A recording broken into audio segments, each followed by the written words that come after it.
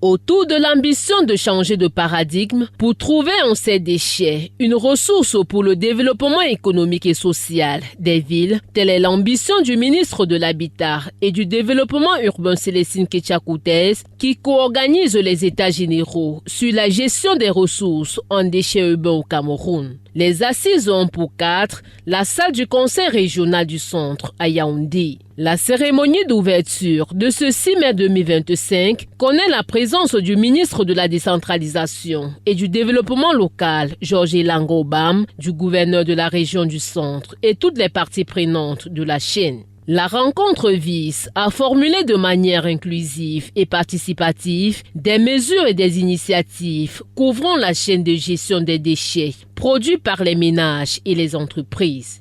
Les assises se tiennent dans l'optique de parvenir à un diagnostic partagé sur l'urgence de la situation et de formuler des solutions pérennes dans la gestion des déchets dans les villes au Cameroun. Pendant 2 jours, chefs traditionnels, autorités administratives, élus locaux et populations vont travailler autour des doléances et propositions recueillies auprès des populations par les gouverneurs des régions. Pendant ces 2 jours, nous allons travailler autour des propositions que les gouverneurs des régions ont recueillies au niveau des régions, que le secrétariat technique a recueilli en plus des propositions des régions pour trier, faire des tris, des propositions concrètes pour ne pas être dans les PowerPoint, les grandes théories. Nous sommes envahis par les ordures que nous produisons.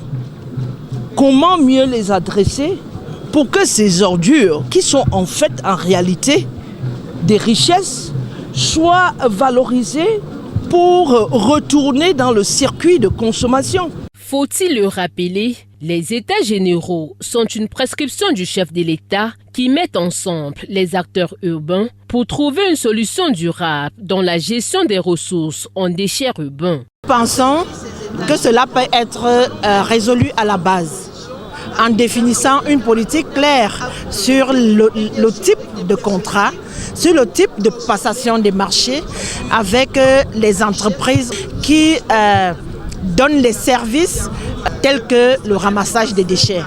Et comme solution, nous préconisons en fait, ou alors nous suggérons à l'État central de mettre assez de moyens pour construire une usine de traitement des déchets. Les jeunes Camerounais, face à l'envahissement des villes par des ordures, ont fait preuve d'ingéniosité en trouvant des mécanismes de transformation des déchets en biogaz, charbon et objets d'ameublement.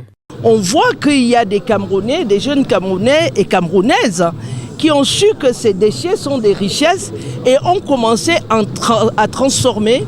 Maintenant, comment aller à une vitesse de croisière? Quels sont les facteurs clés? Quelles sont les forces? Quelles sont les opportunités?